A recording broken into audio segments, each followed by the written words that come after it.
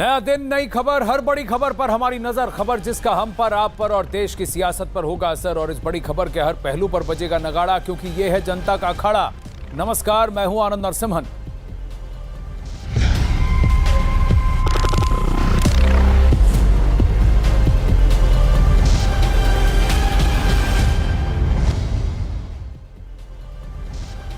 अखाड़ा में आज सबसे पहले बात कांग्रेस सांसद राहुल गांधी ने अब से कुछ देर पहले जो प्रेस कॉन्फ्रेंस किया उसकी। उन्होंने प्रेस कॉन्फ्रेंस कर कोरोना मसले को लेकर केंद्र सरकार पर जमकर निशाना साधा। राहुल गांधी ने इस दौरान कोरोना पर कांग्रेस पार्टी की ओर से पेश किया गया श्वेत पत्र जारी किया। राहुल गांधी ने श्वेत पत्र के जरिए सरकार को कुछ सुझाव भी दिए। साथ ही राहुल गांधी ने कहा कि वैज्ञानिकों ने कोरोना की दूसरी लहर को लेकर चेताया था, लेकिन सरकार ने कोई एक्शन नहीं लिया था। साथ ही राहुल ने पीड़ित परिवारों के कोरोना मुआवजा फंड बनाने की मांग भी की।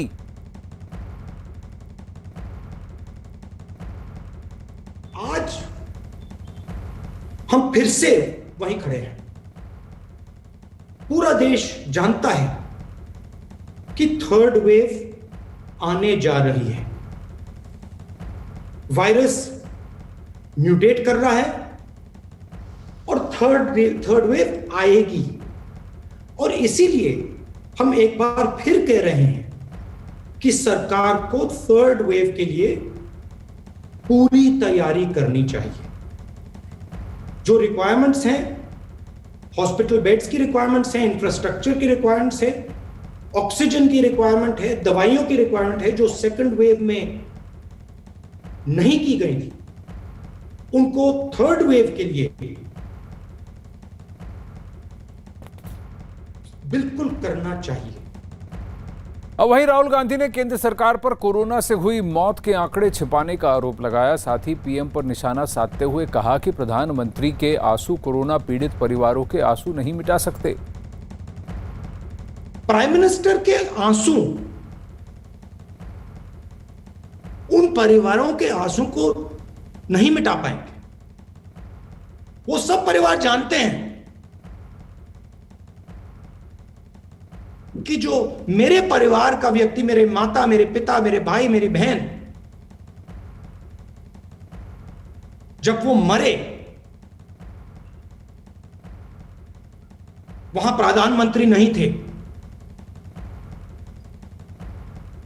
प्रधानमंत्री के आंसू ने उनको नहीं बचाया, मगर ऑक्सीजन जरूर बचा सकता था, और प्रधानमंत्री ने इस बात को सीरियसली नहीं लिया। अमिताभ सिन्हा हमारे साथ जुड़ रहे हैं। अमिताभ जी, एक बात बताइए, राहुल गांधी किससे बात कर रहे थे? प्रधानमंत्री के जरिए क्या कैप्टन अमरिंदर सिंह, भूपेश बाघेल और उद्धव ठाकरे को कह रहे थे जहां जहां कांग्रेस की सरकारें हैं मृत्यु दर सबसे ज्यादा वहां पर क्यों है? हमारी तैयारी थर्ड वेव के लिए होनी चाहिए। क्या वो उनसे पूछ रहे थे? आनंद, यही मुश्किल है राहुल गांधी की। जब सरकार ने बार बार जब तीसरी वेव की बात हो रही है, प्रधानमंत्री ने अपने राष्ट्र के नाम संदेश में भी कहा, योग दिवस पर जो प्रधानमंत्री ने राष्ट्र के नाम संदेश दिया उस दिन भी कहा कि पूरे देश को इस तीसरी लहर के लिए तैयार रहना चाहिए और मास्क लगाए रखें, सोशल डिस्टेंसिंग का पालन करें, और जो भी राज्य हैं, जिला प्रशासन है, सब इस बात को सुनिश्चित करें कि भीड़ ना हो, अपने जो माइक्रो कंटेनमेंट जोन्स हैं वहाँ काम करें। तो मुझे लगता है सरकार अपनी तरह से आगाह कर रही है, राज्य सरकारें भी अपनी तरह से काम कर रही हैं। कई राज्य ऐसे हैं जहां तीसरी वेव की चिंता लगातार बढ़ी हुई है। कल भी महाराष्ट्र के स्वास्थ्य मंत्री राजेश टोपे ने यही बात कही है, तीसरी वेव के लिए तैयार रहें। डेल्टा नाम का जो म्यूटेंट है वो काफ़ी हानिकारक हो सकता है तीसरी वेव में। तो तमाम चीज़ें हैं जो हर रोज़ पब्लिक को बताई जा रही है, जन जागरण किया जा रहा है। वैक्सीनेशन की जो प्रक्रिया है आनंद, पूरे देश में कल जो चालू हुई है 80 लाख। नहीं, पर अमिताभ एक बात बताइए कि राहुल गांधी जो हैं, क्या वो ये जानते हैं, क्या मानती है कांग्रेस पार्टी और क्या मानते हैं वो? केरल के वायनाड से सांसद हैं, तो क्या हेल्थ केरल का स्टेट सब्जेक्ट है या सेंट्रल सब्जेक्ट? तो हिदायत उन्हें किसे देनी चाहिए? अशोक गहलोत से वो पूछ रहे हैं वैक्सीन के वेस्टेज के बारे में? क्या वो ये कह रहे हैं कि क्या इन राज्य सरकारों ने कोविड के लिए तैयारी की? सबसे ज़्यादा वैक्सीन की डोसेज जहां दी गई, उसमें से उन 3 राज्यों में से 2 तो कांग्रेस शासित राज्य हैं, जहां पर शुरू में वैक्सीन की डोसेज दी गई, लेकिन वहीं पर वेस्टेज है। मृत्यु दर अगर सबसे ज्यादा केंद्र शासित प्रदेशों में है, वो सब कांग्रेस शासित प्रदेशों में है। अगर आज भी अभी के आंकड़े आप निकाल कर देख लें तो 38% तो है, सिर्फ 4 कांग्रेस के राज्य में आपको गिना दूं, उन्हीं में से हैं मृत्यु दर जो है। तो किस बात की हिदायत दे रहे हैं? और राहुल गांधी का जो प्रधानमंत्री की तरफ जो अटैक है, जो आक्षेप है, उसमें कितने तथ्य थे? तथ्य से हटकर थे कि तथ्य के आधार पर उन्होंने ये बातें कही? थर्ड वेव आएगा तो सबने कहा था, सेकेंड वेव के लिए तो चेतावनी सरकार ने दी थी। जनवरी 2021 में जो नोटिस गया था सरकार की तरफ से सभी राज्यों को कि देखिए सेकेंड वेव की तैयारी कीजिए, इस तरह से आपको कंप्लायंस करने की जरूरत है। 1500 से ज्यादा पीएसए ऑक्सीजन प्लांट्स अगर वॉर फुटिंग पर लगाए जा रहे हैं, जो कि 31 जुलाई या 15 अगस्त से पहले लगवा दिए जाएंगे, कंप्लीट किए जाएंगे, वो भी पीएम केयर्स फंड, डीआरडीओ और नितिन गडकरी की जो रोडवेज मिनिस्ट्री है वो कर रही है, राज्य सरकारें नहीं कर रहे हैं। यही तो मुश्किल है, मुझे लगता है। संबित पात्रा प्रेस कॉन्फ्रेंस कर रहे हैं। पत्रकार बंधुओं का बहुत बहुत धन्यवाद इस प्रेस कॉन्फ्रेंस में पधारने के लिए।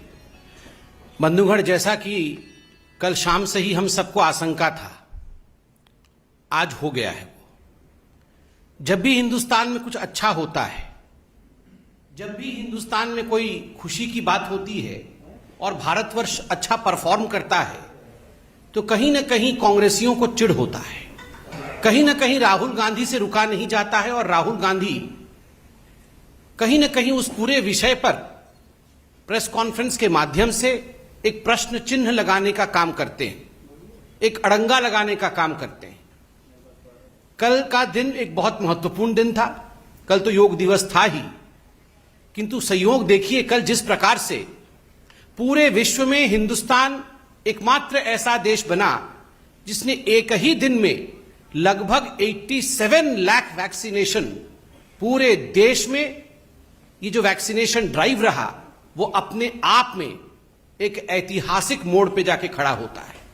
और जिस प्रकार से ये काउंटडाउन कल आरंभ हुआ, लोगों में एक उत्साह, एक उल्लास का माहौल था। सोशल मीडिया में हम देख रहे थे, लोग बात कर रहे थे कि अब 50 लाख हो गया, अब 60 लाख हो गया, अब 59 लाख हो गया, अब 70 लाख हो गया। और शाम तक जैसे जैसे 80 लाख के ऊपर हिंदुस्तान वैक्सीनेशन में पहुंचने लगा, कहीं ना कहीं जो भारत की लड़ाई कोरोना के खिलाफ है उसमें भारत जीत रहा है, उसमें भारत अवश्य जीतेगा, इस प्रकार का एक खबर, एक लहर पूरे हिंदुस्तान में आने लगी। किंतु दुखद है कि आज सुबह राहुल गांधी ने प्रेस कॉन्फ्रेंस करके एक व्हाइट पेपर की बात की है और कहीं ना कहीं अड़ंगा लगाने का काम किया है। बंधुगण, आप सबने इस कोरोना की लड़ाई को शुरू से ही देखा है। आरंभ में ही राहुल गांधी और कांग्रेस पार्टी ने जब भी इस लड़ाई में निर्णायक मोड़ आए, उस समय उन्होंने राजनीति करने की भरसर प्रयास किए। कहीं ना कहीं इस लड़ाई को डिरेल करने का अथक परिश्रम राहुल गांधी ने किया है। मैं तो कहूंगा अथक परिश्रम राहुल गांधी जी ने भी किया है। और अथक परिश्रम केवल और केवल इंडिया की जो लड़ाई है कोरोना के खिलाफ, कैसे इंडिया उससे डिरेल हो जाए, उसमें अथक परिश्रम राहुल गांधी जी ने किया है। बहुत टायरलेस एफर्ट किया है।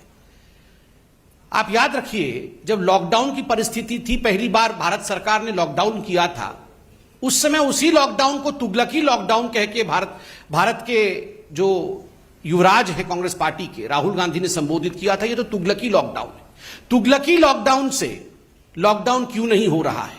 हमें वैक्सीन चाहिए से इस वैक्सीन में तो गाय का खून मिला हुआ है। हमें वैक्सीन क्यों नहीं दे रहे हैं से जब कोवैक्सीन आता है और छत्तीसगढ़, राजस्थान इत्यादि राज्यों में कोवैक्सीन सप्लाई की जाती है, तो कांग्रेस शासित राज्य मना कर देते हैं वैक्सीन लेने से। वैक्सीन हेजिटेंसी को बढ़ावा मिलता है। ये सभी विघ्न बाधाएं राहुल गांधी ने भारत के कोविड लड़ाई में खड़ी की है। मैं तो आज राहुल गांधी को एक अनसॉलिसिटेड एडवाइस भी दूंगा। वो शायद हमसे एडवाइस नहीं चाहते, मगर फिर भी मैं दूंगा कि कब तक आखिर आप ये वर्चुअल प्रेस कॉन्फ्रेंसेस करते रहेंगे? कब तक ये वर्चुअल प्रेस कॉन्फ्रेंसेस करेंगे? कभी रियल काम तो करिए। कभी कांग्रेस शासित राज्यों में जाइए और वहां किस प्रकार की परिस्थिति है, वहां कैसे वैक्सीन प्रॉफिटियरिंग हो रहा है पंजाब में, वहां किस प्रकार से वैक्सीन वेस्टेज हो रहा है राजस्थान में, किस प्रकार से वैक्सीनेशन सही तरीके से नहीं हो रहा है छत्तीसगढ़ में, आप वर्चुअल से निकल करके रियल ग्राउंड में जाके समीक्षा करिए राहुल गांधी जी।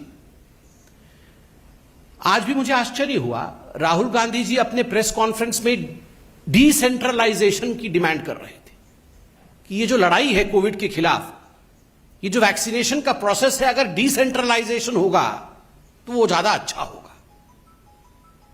मुझे तो कभी कभी लगता है कि कंफ्यूजन और राहुल ये पर्यायवाची शब्द है। Confusion is thy name. Rahul Gandhi ji का नाम ही कंफ्यूजन है। He is Confucius Gandhi. हमेशा कंफ्यूजन होना चाहिए, नहीं होना चाहिए, वैक्सीन लेना है, नहीं लेना है, लॉकडाउन करना है, नहीं करना है। हर विषय को लेकर एक कंफ्यूजन की स्थिति को उन्होंने उत्पन्न करने का काम किया है, राजनीति करने का काम किया है। आज उन्होंने व्हाइट पेपर के बारे में कहा है कि एक व्हाइट पेपर वो जारी कर रहे हैं और कुछ बिंदु उन्होंने कहा है। बंधुगण, हम भी एक व्हाइट पेपर लेकर आए हैं। ये हकीकत है जो आज आपके सामने हम बयां करने वाले हैं।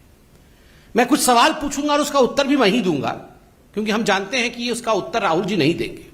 सवाल नंबर 1, ये जो सेकेंड वेव हुआ है ये कहां से शुरू हुआ? कांग्रेस शासित राज्य से शुरू हुआ।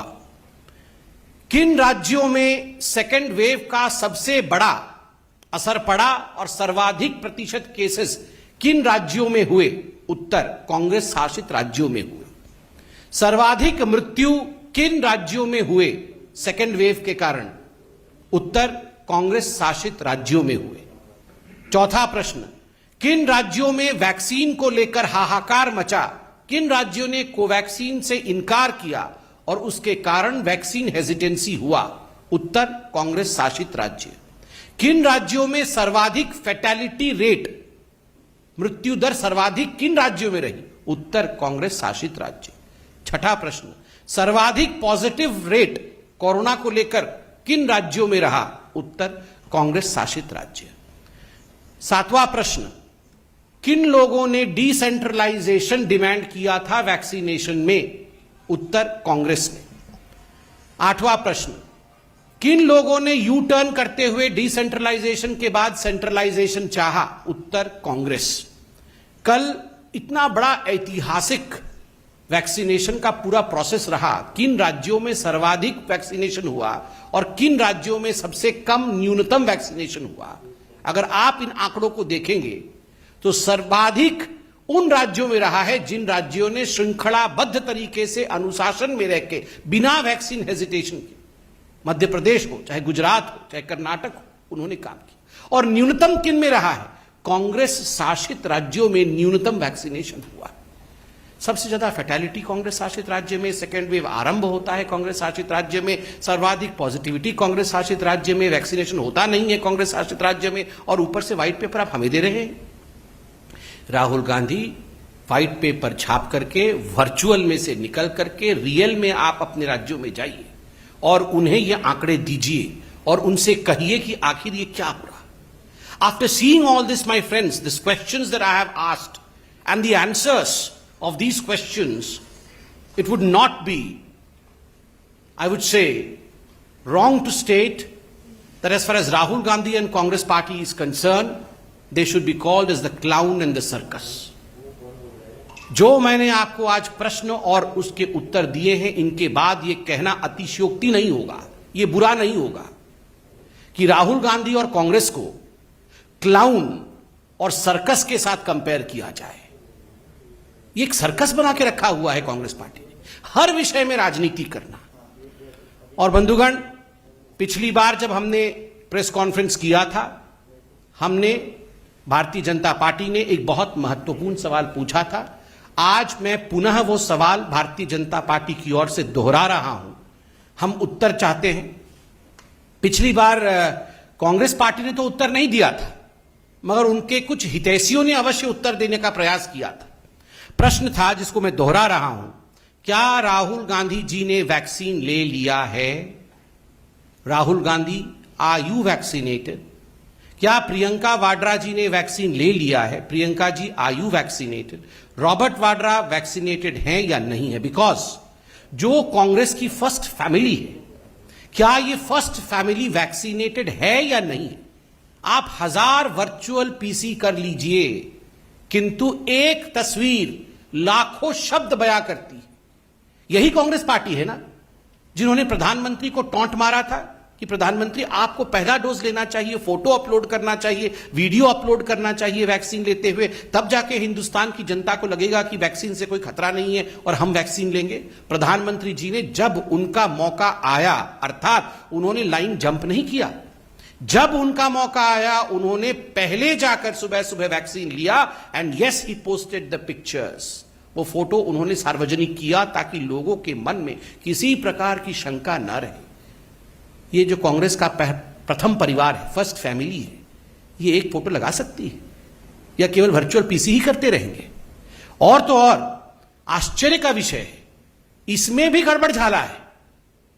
जब पिछली बार भारतीय जनता पार्टी ने पूछा कि क्या राहुल जी ने वैक्सीनेशन लिया है, तो खैर राहुल जी तो उत्तर देते नहीं हैं, कुछ हितैषियों ने उनके पार्टी के अंदर से उत्तर दिया कि राहुल जी को वैक्सीन लेना था, 16 तारीख को लेना था, 16 अप्रैल को वैक्सीन लेना था, किंतु 15 तारीख को उनको कोरोना हो गया, इसलिए 16 तारीख को वो वैक्सीन नहीं ले पाए, 16 अप्रैल को। मैं आपको बताना चाहूंगा, इसमें आप लोग सब जाके राहुल जी के ट्विटर हैंडल को जरा देखिएगा तो आप याद करिए, 18 तारीख को राहुल गांधी जी ने ट्वीट किया था कि मैं अब किसी प्रकार की रैली नहीं करूंगा कोई चुनाव में, अब मैं सभी से अपील करता हूं कि कोई और चुनाव में रैली ना करे, कांग्रेस अब रैली नहीं करेगी, मैं भी रैली नहीं करूंगा।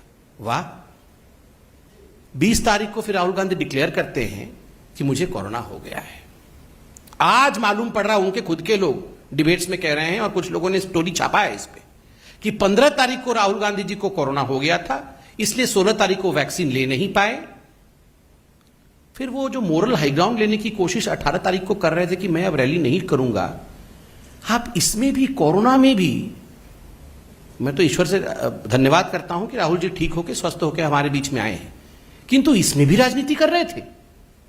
आप कोरोना हुआ था और आप कह रहे थे कि मोरल हाईग्राउंड लेता हूं, मैं रैली नहीं करूंगा, और उसके 4 दिन बाद आप डिक्लेयर कर रहे थे कि मुझे कोरोना हुआ है। मुझे लगता है बीमारी की हालत में इस प्रकार की राजनीति कभी नहीं होनी चाहिए। बीमारी के साथ राजनीति नहीं होनी चाहिए, वैक्सीनेशन के साथ राजनीति नहीं होनी चाहिए। और इन विषयों पे चूंकि वो एक पब्लिक लीडर हैं, सारे विषयों पे बोलने का उनका अधिकार है, किंतु क्या वो वैक्सीनेटेड हैं, और अगर नहीं है तो जो उनके हितैषी कह रहे हैं क्या उसमें तथ्य है, इन विषयों पे वो अपनी सफाई दें।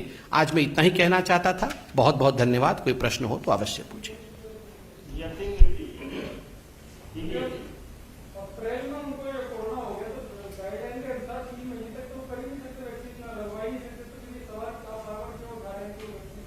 नहीं, वैक्सीनेशन का प्रोसेस जो है जनवरी से चालू हुआ है। जब वो तो 45 के ऊपर है ऐसा तो मुझे लगता है, तो उनका प्रोसेस तो उससे पहले चालू हुआ है। क्या अपने टाइम पे उन्होंने लगाया होगा, हो सकता है, बता नहीं रहे हैं तो क्यों नहीं बता रहे हैं। दूसरी बात है, अगर नहीं लगवाया और जो उनके कुछ हितैषी बोल रहे हैं कि उनको कोरोना 15 तारीख को हो गया था, तो उन्होंने 5 दिन तक छुपा करके उस 5 दिनों में राजनीति क्यों की? वो बताना चाहते हैं, नहीं बताना चाहते, वो अलग विषय है। मगर 18 तारीख को ट्वीट करके कि मैं अब रैली नहीं करूंगा क्योंकि देश में कोरोना हो रहा है, और एक मोरल हाई ग्राउंड लेने की कोशिश कर रहे थे, तो कहीं ना कहीं इसमें राजनीति हो रही थी ना।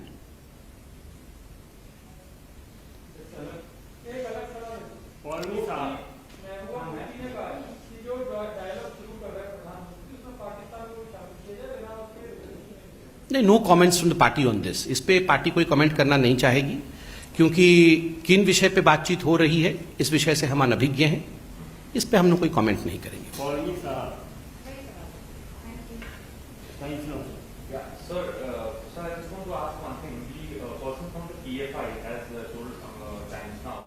तो बीजेपी का पलटवार, राहुल गांधी पर तथ्य के आधार पर कुछ सवाल पूछे और आरोप भी लगाए, और सबसे गहन आरोप ये कि उन्होंने 5 दिन कोरोना को छुपाया। 15 तारीख को उन्हें कोरोना हुआ, 18 को कहा कि अब मैं चुनाव प्रचार नहीं करूंगा, और 20 तारीख को ये कहा गया कि उन्हें कोरोना हुआ है। तो कि कोरोना पर राजनीति क्यों, बीमारी पर राजनीति क्यों, और तथ्य से विपरीत क्यों बयान दिए जा रहे हैं, ऐसे सवाल पूछे बीजेपी के संबित पात्रा ने। अब वहीं राहुल गांधी के आरोपों के बाद बीजेपी की तरफ से जो प्रतिक्रिया आई, संबित पात्रा को तो आपने सुना, लेकिन केंद्रीय स्वास्थ्य राज्य मंत्री अश्विनी चौबे ने भी क्या कहा, आइए आपको सुनाते हैं।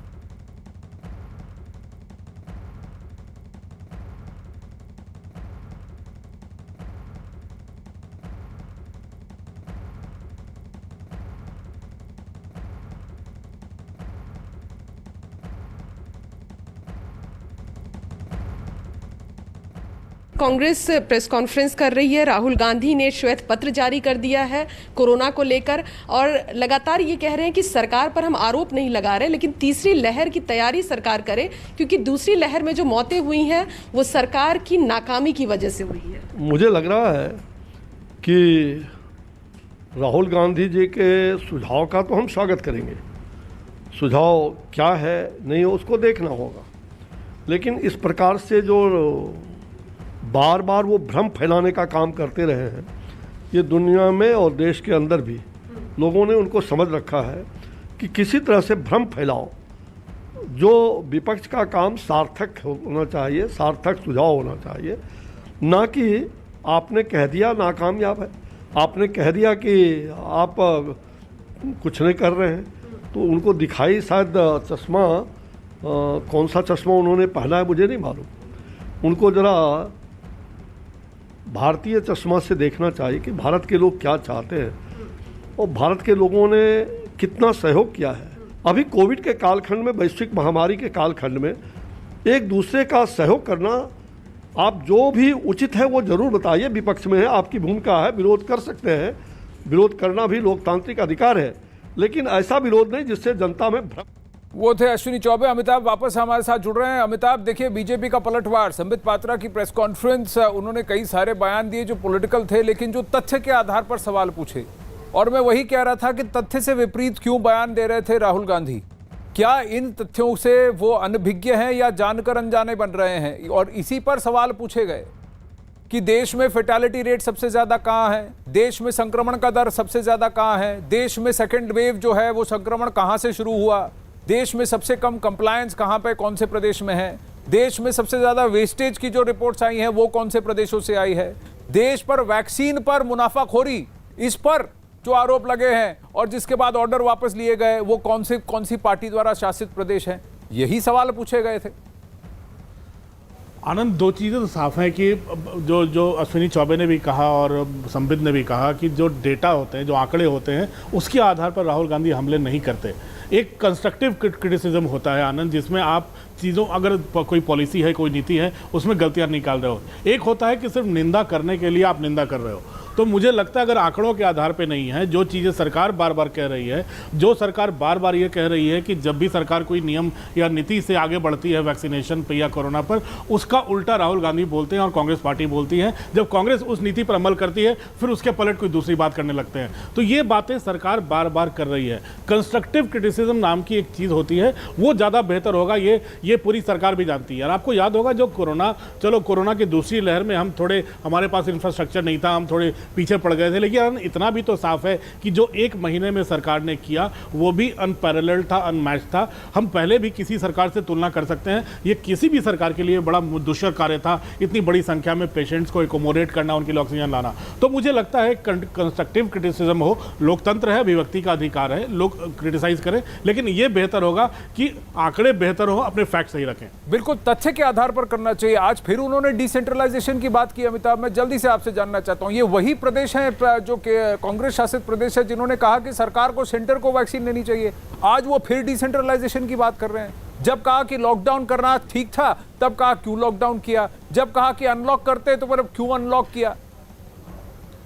यही तो सरकार ने बार बार, सरकार ने उनके एक एक बयान को सामने रखकर कहा है कि जब सरकार ने कहा कि हम सभी राज्यों को हम खुद वैक्सीनेशन लगाएंगे, तो कांग्रेस ने यह डिमांड की और विपक्ष ने डिमांड की, अखिलेश यादव तक ने डिमांड की कि राज्यों को यह बीड़ा सौंपना चाहिए। सरकार क्यों कोटा सबके लिए तय कर रही है? जब सरकार ने कहा ठीक है हम राज्यों को देते हैं, राज्य सरकार अपनी तरफ से मंगाए, तब उन्होंने कहा कि केंद्र सरकार को टीकाकरण करना चाहिए। सरकार ने कहा कि ठीक है हम 18 से 45 का भी करना है, तो उन्होंने कहा कि सरकार को मुफ्त टीकाकरण करना चाहिए। अब सरकार ने कह दिया हम पूरे देश का मुफ्त टीकाकरण करेंगे, जिनको निजी अस्पताल जाना है निजी अस्पताल जाए। तो अब उसमें भी खामियां निकालने की बात हो रही है, कमीशन निकालने की बात हो रही है और सरकारी आंकड़ों में खामियां निकाली जा रही है। तो मुझे लगता है कि अब जो है जो यूनिवर्सल वैक्सीनेशन की बात, मुफ्त टीकाकरण की बात, मुझे लगता है अब सरकार ने यह भी कह दिया है कि अब कल 80 लाख वैक्सीनेशन हो गए आनंद। अब सरकार का यह भी दावा है, नीति आयोग का यह भी कहना है कि 1 करोड़ वैक्सीनेशन हर रोज करने की क्षमता है भारत सरकार में, वो होगा। और जो भारत की टोटल एडमिनिस्टर करने की क्षमता है वो 1.25 करोड़ तक भी जा सकती है। यानी अगले 1 महीने में मुझे लगता है एक बड़ी जनसंख्या को, कम से कम 20 से 25 करोड़ जनसंख्या को मुझे लगता है पहली डोज लग जाएगी। तो आंकड़ों के आधार पर चीजें रहें तो बढ़िया होगा लोकतंत्र में। बाकी तो लोकतंत्र में अभिव्यक्ति का अधिकार है ही जी, अभिव्यक्ति का अधिकार है, लेकिन उसके साथ साथ एक जिम्मेदारी भी आती है कि आप इस अभिव्यक्ति की आजादी का किस तरह से प्रयोग करते हैं और उसका दुष्प्रयोग ना करें, उसका सही मायने में प्रयोग करें। लेकिन राजनीति है, टीका टिप्पणी तो चलती रहेगी, पर हमारा आपसे आग्रह। अखाड़ा में आपका एक बार फिर से स्वागत है। बड़ी खबर है गुपकार गठबंधन और प्रधानमंत्री नरेंद्र मोदी की प्रस्तावित बैठक से जुड़ी। 24 तारीख को होने वाली बैठक का एजेंडा तय करने के लिए गुपकार में शामिल पार्टियों ने आज श्रीनगर में नेशनल कॉन्फ्रेंस के नेता फारूक अब्दुल्ला के घर पर बैठक की। लेकिन बैठक खत्म होते ही मीडिया से बात करते हुए पीडीपी नेता महबूबा मुफ्ती ने एक विवादास्पद बयान दे दिया। एक बार फिर पाकिस्तान का राग आलापते हुए महबूबा मुफ्ती ने कहा कि जम्मू कश्मीर के मुद्दे पर केंद्र सरकार को पाकिस्तान से भी बात करनी चाहिए। महबूबा ने कहा कि अगर केंद्र सरकार पूरे इलाके में शांति कायम करना चाहती है तो उसे पाकिस्तान से भी बात करनी चाहिए।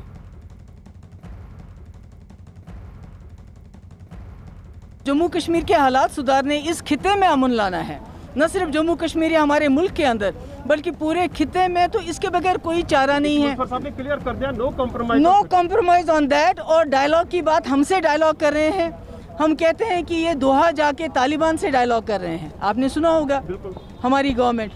तो जम्मू कश्मीर में डायलॉग करे और सबके साथ करे और पाकिस्तान के साथ भी करे रेजोल्यूशन के लिए। रिफत अब्दुल्ला श्रीनगर से जुड़ रहे हैं, अमिताभ सिन्हा न्यूज रूम से हमारे साथ बने हुए हैं। रिफत, सबसे बड़ी बात यह है कि इस बैठक में इस गुपकार अलायंस का भी टेस्ट होगा, क्योंकि जम्मू कश्मीर में ग्राउंड में इनकी क्या रिलेवेंस है उस पर भी बहुत बड़ा टेस्ट है। क्योंकि कई तबके से लोग ये कह रहे हैं कि बहुत हो चुकी है ये 2 डायनेस्टी की पॉलिटिक्स, अब हमें मौका दीजिए, हमसे बात कीजिए।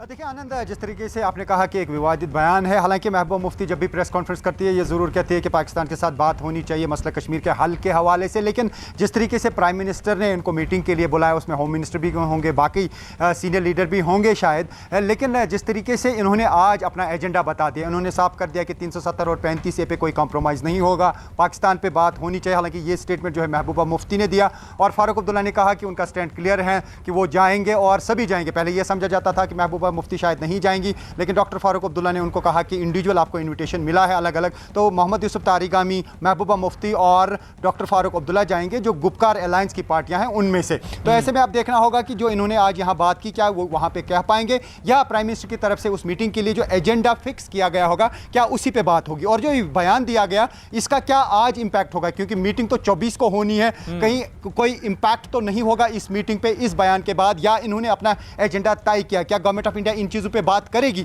ये अब बड़ा सवाल है कि मीटिंग पे इसका क्या असर होगा, क्योंकि ये बात मीडिया के through prime minister Narendra Modi तक भी पहुंची, अमित शाह तक भी पहुंची, सब पे पहुंची कि इस तरीके से इनका स्टैंड है, नहीं होगा। लेकिन एक बात तय है रिफत, सबसे बड़ी बात और ये है कि अगस्त 5, 2019 को जब ये 370 और 35 से हटाया गया था तो उसमें सबसे बड़ी बात ग्राउंड पर ये थी कि स्टेटहुड जो है, जो यूनियन टेरिटरी का दर्जा दिया गया जम्मू कश्मीर को और राज्य का दर्जा जो हटा, वो कहा गया कि उसको वापस कीजिए, क्योंकि स्टेट जो है जम्मू कश्मीर एक राज्य का दर्जा होना चाहिए, उसे यूनियन टेरिटरी नहीं होनी चाहिए। और वहीं पर पिछले 1.5-2 साल से उसी पर काम हुआ है और उस प्रक्रिया को आगे बढ़ाने की बात है, आगे चलने की बात है, पीछे वापस मुड़कर जाने की नहीं।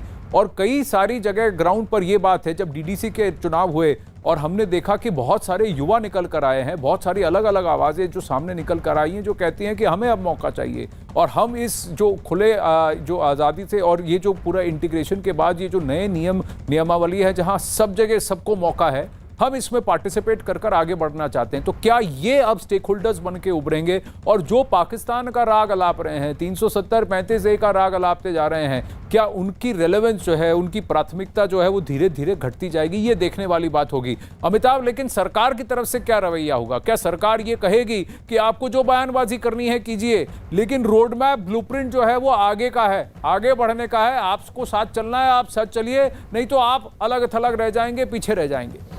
बिल्कुल आनंद, दो चीज़ें साफ है कि सरकार जम्मू कश्मीर में राजनीतिक प्रक्रिया शुरू करना चाहती है, वहाँ चुनावी प्रक्रिया भी शुरू करना चाहती है। इसलिए डिलिमिटेशन कमीशन ने जो भी अपने रिकमेंडेशन दिए हैं, इस पर चर्चा करने की पूरी संभावना है कि किस असेंबली सेगमेंट का कितना बड़ा दायरा होगा। जम्मू इलाके में असेंबली सेगमेंट्स बढ़ जाएंगे या फिर श्रीनगर में कम हो जाएंगे। ये तमाम चीज़ें हैं जिसको लेकर आशंकाएं जम्मू कश्मीर की पार्टियों के मन में है, क्योंकि अभी तक श्रीनगर डोमिनेंस हुआ करता था पूरी की पूरी असेंबली पर। तो एक चीज़ तो साफ है कि राजनीतिक प्रक्रिया, चुनावी प्रक्रिया जो पीछे पंचायत चुनाव करके सरकार ने देख ली है, उसके ऊपर चर्चा होगी। दूसरी बात, सरकार ने यह भी साफ कर दिया है कि जो स्पेशल स्टेटस है उस पर वापस जाने का सवाल नहीं उठता।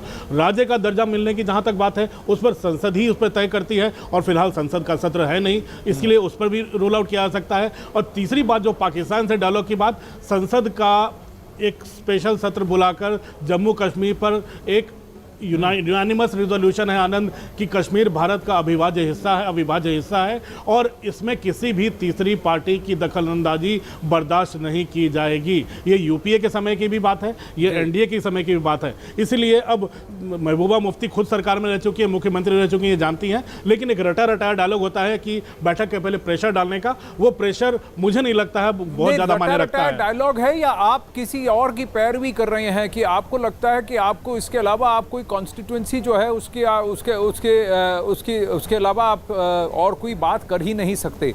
ये भी एक बहुत इंपॉर्टेंट बात है कि आपने कहा कि जिस दिन ये जम्मू कश्मीर का झंडा होगा, तिरंगा भी हमारे साथ होगा, तो फिर आप पाकिस्तान की बात क्यों कर रहे हैं? सीधी बात यही है। यतेंद्र, इससे पहले कि मैं आपके और रुख करूं, बीजेपी के नेता संबित पात्रा ने महबूबा मुफ्ती के बयान पर फिलहाल कुछ भी कहने से इनकार कर दिया। उन्होंने कहा कि प्रधानमंत्री ने यह बैठक जम्मू कश्मीर की जनता की भलाई के लिए बुलाई है, जिसके लिए मुद्दों पर चर्चा होगी, लेकिन पार्टी का इस पर कोई भी फिलहाल कोई निजी पॉइंट ऑफ व्यू नहीं है।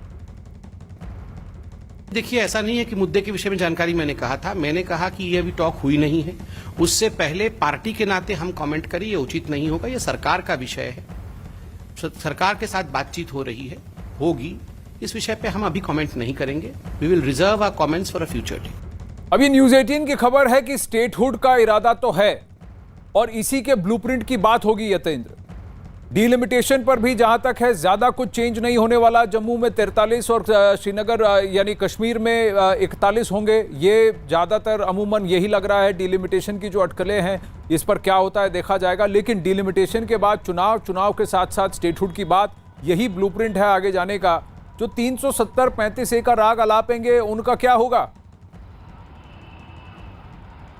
देखिए, जहां तक 370 और 35 कैपिटल ए की बात है तो उसको लेकर सरकार का रुख साफ है कि उसमें अब कोई परिवर्तन होने नहीं जा रहा है। जो कानून उनको पास करना था संसद की तरफ से वो पास किया जा चुका है और उसमें सरकार अब एक भी कदम पीछे हटने को तैयार नहीं है। अब केवल कदम आगे बढ़ाए जाएंगे। वो जम्मू कश्मीर में किस तरह से विकास होगा, किस तरह से वहां पर लोगों के भले के लिए काम सरकार के द्वारा किए जा सकते हैं, डेवलपमेंट के लिए क्या प्रोजेक्ट्स होंगे, क्या उसका रोड मैप होगा, इसको लेकर बातचीत की जाएगी। और एक मैसेज सरकार की तरफ से यही दिया गया है कि जम्मू कश्मीर से संबंधित जितनी भी राजनीतिक पार्टियां हैं वो जिस तरह से घाटी में हालात सामान्य होते दिखाई दे रहे हैं, आतंकी घटनाओं में कमी आई है, अब समय आ गया है उन लोकतांत्रिक प्रक्रियाओं को और मजबूती से काम करने के लिए उन सबसे बातचीत करने का। तो एक डायलॉग का जो प्रोसेस शुरू होना है उसके लिए भारत सरकार की तरफ से मीटिंग बुलाई गई है। हालांकि महबूबा मुफ्ती ने फिर से अपना वही पुराना राग अलापा है, पाकिस्तान को लेकर फिर से उन्होंने बयान दे दिया है। तो माना यही जा रहा है, सूत्र यही बता रहे हैं कि पहली मीटिंग होगी तो पहली मीटिंग में बहुत कुछ उम्मीदें नहीं करनी चाहिए, क्योंकि काफी कुछ होना अभी बाकी है। तो ऐसे में जो कॉन्फिडेंस बिल्ड करने वाली बात है, भारत सरकार की तरफ से कोशिश उस कॉन्फिडेंस बिल्ड को लेकर कोशिश की जाएगी और मैसेज यही दिया जाएगा कि भारत सरकार गंभीर है जम्मू कश्मीर के हितों को लेकर, जम्मू कश्मीर की जनता को लेकर। लेकिन जो वहां के राजनीतिक दल हैं जो केवल सियासी रोटियां सेकने के लिए बार बार पाकिस्तान का नाम लेते हैं, बार बार अपनी राजनीति के चक्कर में जम्मू कश्मीर के लोगों का हित नहीं देखते हैं, तो ये एक मैसेज भारत सरकार की तरफ से दिया जाएगा कि भारत सरकार गंभीर है और वो काम करना चाहती है, लेकिन जो पुराना जो राग है वो छोड़ना पड़ेगा। जी, पुराना राग तो छोड़ना पड़ेगा। और अगर पाकिस्तान से अगर कोई भी बात हो सकती है या कोई भी ये होगा तो वो ये है कि पूरा पीओजे जो है जहां पर वो भी बैठा हुआ है कब्जा करके, उसको वापस कब लिया जाएगा, उसको पूरी तरह से इंटीग्रेट कैसे किया जाएगा। लेकिन रिफात, क्या ये जो गुपकार अलायंस के लिए बहुत बड़ा टेस्ट भी है? क्योंकि जैसा मैं कह रहा हूं कि जम्मू कश्मीर में और भी आवाज़ें निकल के आई हैं जो कि इक्वल अपॉर्चुनिटी, डेवलपमेंट, टूरिज्म, रोजगार, इन सारे मुद्दों पर ज़्यादा तवज्जो की बात करते हैं, आगे बढ़ने की बात करते हैं, प्रोग्रेस की बात करते हैं और सही मायने में, ताकि जो भी अनाउंस किया जा रहा है दिल्ली से वो ग्राउंड पर जाकर पहुंचे लोगों में। क्या ये सबसे बड़ा टेस्ट होगा? देखिए आनंद, एक बड़ा टेस्ट है इन पार्टीज़ के लिए, खासतौर से गुपकार अलायंस की जो पार्टियां हैं, क्योंकि इन्होंने लोगों से ये कहा कि 370 और 35 से रिटर्न करने के लिए वो कोशिश करेंगे और जो पुराना स्टेटस था जम्मू कश्मीर का वो हम रिटर्न कराएंगे। क्या वो पॉसिबल है? एक तो ये सवाल है। अगर नहीं है तो इनकी हालत बड़ी ख़राब होने वाली है। लेकिन इस वक्त जो सबसे बड़ा मसला है कि गवर्नमेंट ऑफ इंडिया के जो लीडर्स थे, ख़ासतौर से मैं ये कहूँगा कि बीजेपी के जो लीडर्स थे वो ये कह रहे थे कि अब्दुल्ला ख़ानदान, मुफ्ती ख़ानदान ने कश्मीर को तबाह किया, तो फिर आज इनके साथ बातचीत क्यों हो रही है? क्या कोई और ऑप्शन नहीं था? ये भी एक सवाल ज़रूर पूछा जाएगा। और साथ ही आज जो पाकिस्तान की बात फिर से की गई, तो ऐसे में क्या कहीं मीटिंग पे इसका असर तो नहीं होगा? क्योंकि एजेंडा इनका क्लियर है, तो कहीं ऐसे सवाल तो नहीं उठेंगे कि अगर उन्होंने पहले ही कहा था कि हम जो है पाकिस्तान से चाहते हैं बात करना, इनके साथ आपने बात क्यों की? तो ये कुछ सवालात हैं। शायद शाम तक इसकी काफ़ी रिएक्शन आएगी या कल तक इसकी रिएक्शन आ सकती है। हालांकि जिस तरीके से आपने कहा कि बीजेपी के जो स्पोक्स पर्सन है संबित पात्रा, उन्होंने कहने से इनकार किया क्योंकि प्राइम मिनिस्टर की मीटिंग होनी है या होम मिनिस्टर की, तो शायद उन पे इतना कॉम्पिटेंस नहीं है, या ये कहा जा सकता है कि उनको इतना मैंडेट नहीं है कि इस बातचीत पे वो कोई रिएक्शन दे या कोई ऐसा जवाब दे सके। यही वजह है कि उन्होंने रिफात, मैं इसी पर आपसे जानना चाहूंगा। ये एक बात है ना कि जिन लोगों को एंटी नेशनल कहा गया, भारत के खिलाफ कहा गया, भारत विरोधी कहा गया, उन्हीं लोगों को क्यों फिर से टेबल पे बुलाया जा रहा है? आप उन लोगों को बुलाइए जो भारत के लिए काम कर रहे हैं, जो इलेक्शन में चुनाव लड़ रहे हैं, जो लोगों के बीच जा रहे हैं, गांव-गांव में जा रहे हैं, पंचायत चुनाव, डीडीसी में जिन्होंने काम किया, उन सारे इंडिपेंडेंट लीडर्स को बुलाइए। क्या ये सवाल पूछा जाएगा? क्या आपको लगता है ग्राउंड पर यह सवाल पूछा जाएगा कि जिनको आपने कहा कि इनका भारत के हित से और जम्मू कश्मीर के हित से सरोकार नहीं है, आप फिर उन्हीं के साथ क्यों एंगेज कर रहे हैं?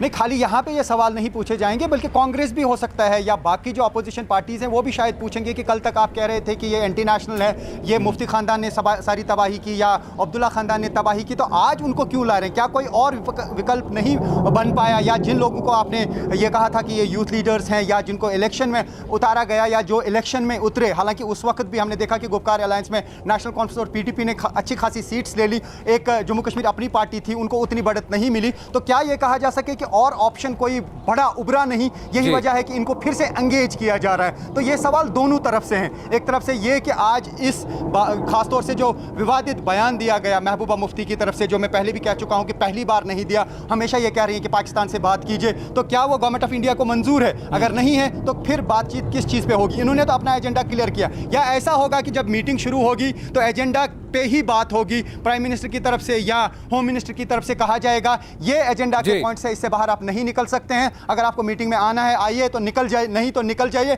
या जो इनका उनको कंसेंट चाहिए, या डेवलपमेंट पे बात होगी, रिटर्न ऑफ स्टेटहुड की बात होगी, या डिलिमिटेशन की बात होगी, प्राइम मिनिस्टर और होम मिनिस्टर अपनी बात कहेंगे, उसके बाद मीटिंग खत्म करेंगे। ये काफ़ी सवालात हैं, इसमें 24 को ही पता चल पाएगा, लेकिन शायद कल तक क्लियर हो पाएगा कि आगे भारत सरकार की रणनीति क्या होगी, क्योंकि ये बीजेपी लीडर्स के साथ कोई मीटिंग नहीं है, प्राइम मिनिस्टर के साथ यानी गवर्नमेंट ऑफ इंडिया के साथ मीटिंग है इन सारे लीडर्स की, जो जम्मू कश्मीर और ये जम्मू कश्मीर के भविष्य की बात है। कौन भविष्य की बात करेगा, जो कौन आगे बढ़ने की बात करेगा, ये इंपॉर्टेंट है। अमिताभ और यतेंद्र और रिफात बने रहिए मेरे साथ। अब गुपकार बैठक खत्म होने के बाद मीडिया से बातचीत में महबूबा मुफ्ती ने कई सारे बयान दिए।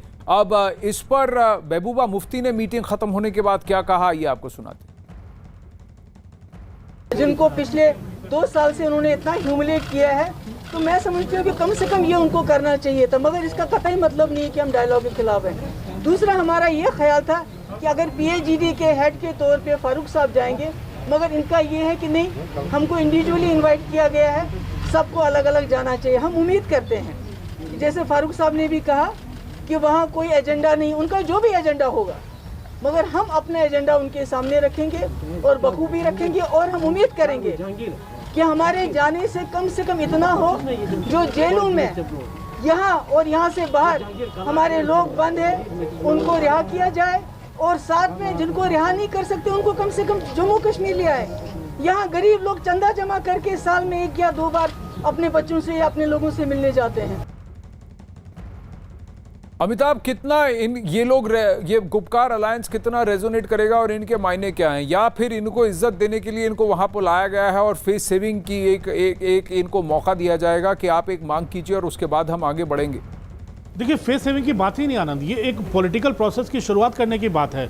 जम्मू कश्मीर में ये तमाम नेता निर्वासित रह चुके हैं, तमाम नेताओं को घर पे उनके नज़रबंद रखा जा चुका है और ये देख चुके हैं कि वहाँ ज़मीन पर कितनी इनका समर्थन है। तो ये तमाम राजनेता जानते हैं, सब मुख्यमंत्री रह चुके हैं, सबको वहाँ की बड़ी बड़ी विरासत मिली हुई है। लेकिन केंद्र सरकार ने एक पहल की है और सबसे बड़ी बात है आनंद, जो पॉजिटिव वैल्यू इसका देखें कि महबूबा मुफ्ती जो कल तक ये साफ नहीं कर रही थी कि वो बैठक में आएंगी, उन्होंने साफ कर दिया कि बैठक में आ रही हैं। तो सबसे बड़ी बात है कि महबूबा भी बैठक में शामिल होने आ रही हैं। दूसरा, वो कश्मीर के लिए किसी भी डायलॉग के खिलाफ नहीं है, यानी कश्मीर के हित में अगर पॉलिटिकल प्रोसेस भी शुरू हो रहा है तो उसके बारे में वो बात करेंगी। तो अगर ये पॉजिटिव माइंडसेट है, कश्मीर को घुसाना, आनंद आप भी जानते हो, जब भी कुछ ऐसी बातें होती हैं कश्मीर की कई पार्टियां पाकिस्तान का राग अलाप देती हैं और पीडीपी तो नोन है इस बारे में, उनका रटाया है। तो मुझे लगता है कि एक पॉजिटिव नोट पर हम लोग इसको बात करें कि प्रधानमंत्री ने बैठक बुलाई है और तमाम दल इस बैठक में आ रहे हैं। महबूबा मुफ्ती, फारूक अब्दुल्ला, सब वहां के स्टेक होल्डर्स हैं। महबूबा मुफ्ती और फारूक अब्दुल्ला सिर्फ जम्मू कश्मीर नहीं है ना, वही तो बात है कि श्रीनगर सेंट्रिक पॉलिटिक्स से खुलकर अगर क्या पूरे समस्त जम्मू कश्मीर की बात होगी यतेंद्र,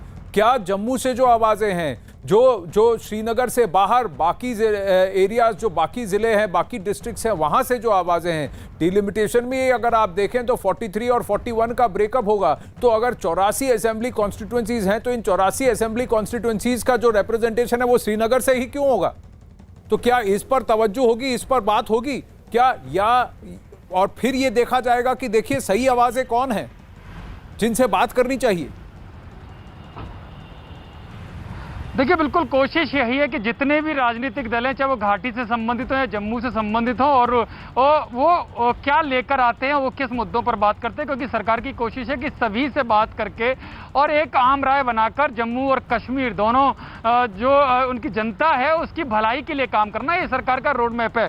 और जहाँ तक जम्मू की बात है तो डिलिमिटेशन को लेकर बार बार मांग जम्मू की तरफ से काफ़ी उठती रही है, क्योंकि जनसंख्या के आधार पर डिलिमिटेशन होगा या क्या कोई और फॉर्मूला होगा, इसको लेकर बातचीत की जाएगी। लेकिन सूत्र ये भी बता रहे हैं कि जब डिलिमिटेशन होगा उसके अलावा एक मांग और है कि बहुत सारे घाटी के लोग ऐसे हैं जिनका वोटर या राशन कार्ड घाटी में भी है और जम्मू में भी है, तो ऐसे लोगों का नाम काटने के लिए एक कोई ना कोई फॉर्मूला निकाला जाएगा जिससे दोनों जगह से नाम काटे जाए, क्योंकि अमूमन जम्मू के लोग घाटी में जाकर नहीं बस पाते हैं, क्योंकि जिस तरह के वहां के हालात रहे हैं, जिस तरह से उनको डराया धमकाया जाता है। लेकिन घाटी के लोग जम्मू में आकर बस जाते हैं तो वो दोनों जगह का ही फायदा उठाते हुए दिखते हैं। और कहीं ना कहीं जब वोटिंग होती है, जब चुनाव होते हैं, तो उसमें भी धांधलेबाजी सामने आती है। तो एक बड़ा मुद्दा ये भी है, तो इसको लेकर भी बातचीत की जाएगी। लेकिन अभी पहली मीटिंग, जो मैं बार बार कह रहा हूं, पहली मीटिंग में बहुत कुछ होने की उम्मीद नहीं है। अभी केवल सरकार विश्वास बहाली, जो राजनीतिक दलों के लोग जो उनके आएंगे, उनमें किस तरह से सरकार के प्रति और जनता को लेकर जो काम किए जाएंगे उनको लेकर विश्वास बहाल किए जाएं, उसको लेकर कदम उठाने जाएंगे। लेकिन इरादे पक्के हैं, इरादा वही है कि जो वादा किया है उसे निभाया जाएगा। अखाड़ा में वक्त हो चला है आपसे नमस्ते कहने का। सबके इनपुट्स के लिए धन्यवाद। न्यूज़ 18 इंडिया पर खबरें जारी रहेंगी, अर्पिता के साथ बने रहिए। शुक्रिया आनंद। तो बड़ी खबर से शुरुआत करेंगे। कांग्रेस से ये बड़ी खबर आ रही है, जहां नवजोत सिंह सिद्धू के विस्फोटक इंटरव्यू से पंजाब से लेकर दिल्ली तक सियासत गर्मा गई। पंजाब के मुख्यमंत्री कैप्टन अमरिंदर सिंह आज पंजाब कमेटी के तीनों सदस्यों से मिले। कैप्टन की कमेटी के साथ करीब 1.25 घंटे बैठक चली। कमेटी ने पंजाब के अंदरूनी कलह पर अपनी रिपोर्ट जो है वो सोनिया गांधी को पहले ही सौंप दी है। कमेटी के तीनों सदस्यों की पूर्व अध्यक्ष राहुल गांधी के साथ भी 2 बार बैठक हो चुकी है। तो एक तरफ नवजोत सिंह सिद्धू ने न्यूज़ 18 को दिए इंटरव्यू में कैप्टन अमरिंदर सिंह पर निशाना साधा, वहीं अमरिंदर सिंह आज पंजाब कांग्रेस की कलह पर बनी कमेटी के सामने फिर एक बार पेश हुए।